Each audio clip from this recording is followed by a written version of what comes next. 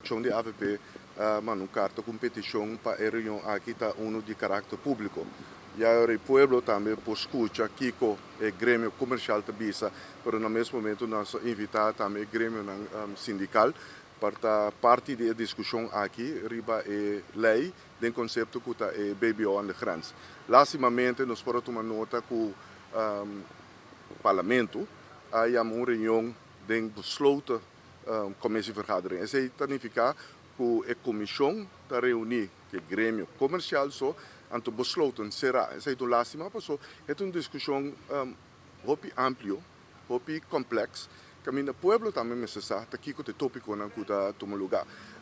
Ora, a reunião a começar, líder da fração de AVP, o senhor Mike Eyman, aponta para ponto de ordem e ela insiste que a reunião aqui necessita de caráter público, para o povo também escutar e debate, informação, preocupação com o comerciante não tem para isso aqui.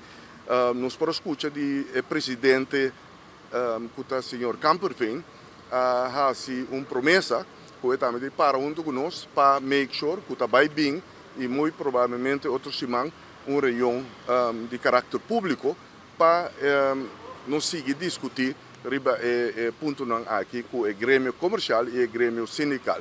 Isso é sumamente importante para nós. No mesmo momento, nós está mira uma discussão de uma lei que a Raad van Advies a desrecomendar para a lei aqui o propõe no parlamento, passou tem houve buraco dentro e tem problema com a lei aqui.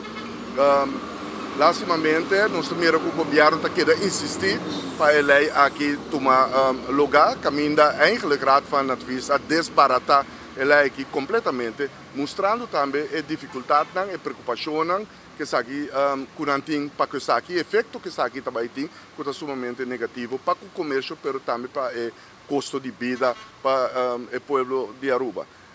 Ora nós estamos tendo a discussão com o Grêmio Comercial, por escutar que não também tem preocupação somente grande.